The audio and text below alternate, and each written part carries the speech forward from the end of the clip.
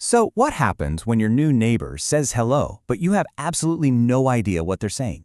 Today, we're going to dive into a really simple story about a group of kids who find out that, sometimes the biggest barriers can be broken down by the smallest, simplest gestures.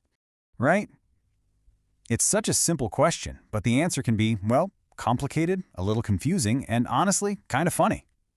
And that's really the heart of the story we're looking at today. Figuring out what communication barriers look like and the simple ways we can start to tear them down. Okay, let's set the scene. You've got Gatu, Chinky, and their buddies just playing football in their building's park. It's a totally normal day, until a stray kick of the ball leads them to a brand new face. So the kids spot this big moving truck and a car parked outside. It's pretty obvious what's happening. New neighbors. Turns out, the boy they accidentally beamed with the football is part of this new family, and they've just moved in all the way from Tamil Nadu, a state in southern India.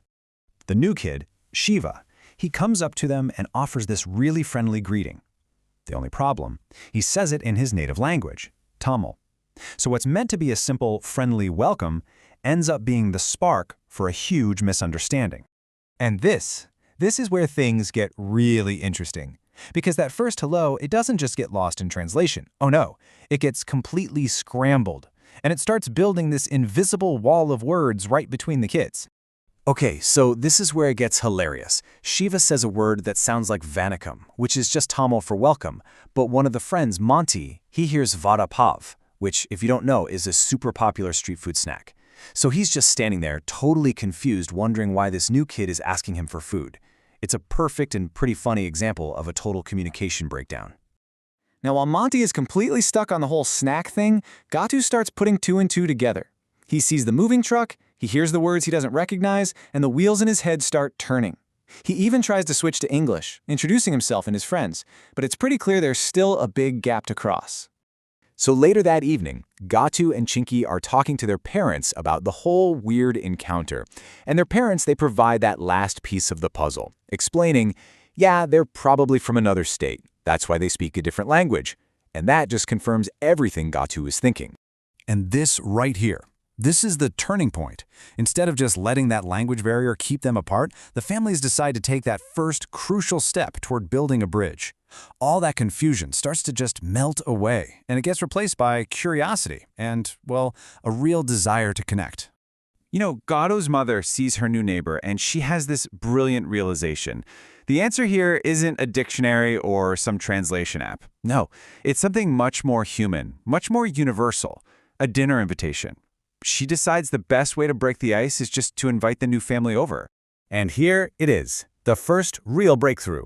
When the new family shows up for dinner, they greet Gatu and Chinky with Vanakkam. But this time, with their parents there to explain, the mystery is solved. It just means hello.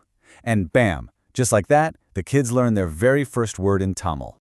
Over dinner, these little connections just keep happening. The Subramaniam family introduce themselves, and it turns out they actually speak a little bit of Hindi, which helps a lot. And then they find something everyone can agree on without needing any fancy words. The family dog Bingo is just ridiculously cute. It's the perfect reminder that, communication is so much more than just language. Okay, so the ice is definitely broken. But what now? How do you make this connection stick? Well, that friendly dinner quickly turns into a real, actual plan for understanding. They don't just solve the problem for one night. They decide to build a permanent bridge. So the really crucial part is this agreement they make. It all starts over a great meal. Shiva's mother suggests that Gatu and Chinky could teach her kids Hindi. But Chinky, who is super smart, she adds a condition. In exchange, Shiva and his sister have to teach them Tamil. It's not a one-way street, it's a genuine cultural exchange where everybody gets to be a student and everybody gets to be a teacher. And you know what? The learning kicks off right then and there. When they're talking about the whole exchange, Shiva's mother mentions that it'll be easy, and she uses the Tamil word for it, Sulabam. Gatu immediately jumps on it, joking that learning Hindi will also be very Sulabam. It just shows how fast they're starting to connect and share with each other. And just when you think this evening couldn't possibly get any better, they discover that Shiva and his sister are going to be attending the exact same school as Gatu and Chinky. I mean, what are the odds? This amazing coincidence means their new pact to learn from each other is going to have plenty of time to grow every single day. So we've watched this confusing first meeting just blossom into a really beautiful friendship. But what's the bigger lesson here? Let's take a second and break down the real takeaway from this simple, super heartwarming story. This quote from Gatu's mom, wow, it just hits the nail on the head, doesn't it? The real key to overcoming any barrier, whether it's language or culture or anything else, is just the genuine desire to connect. When you really want to understand, the path to get there suddenly becomes a whole lot easier. Think about it. It all started with a football game and a word that nobody understood, and that led to a dinner, and then a promise to learn from each other. But it all began with one small act of just reaching out. So I'll leave you with this question. In your own world, what's that first small step you can take to turn a wall into a bridge?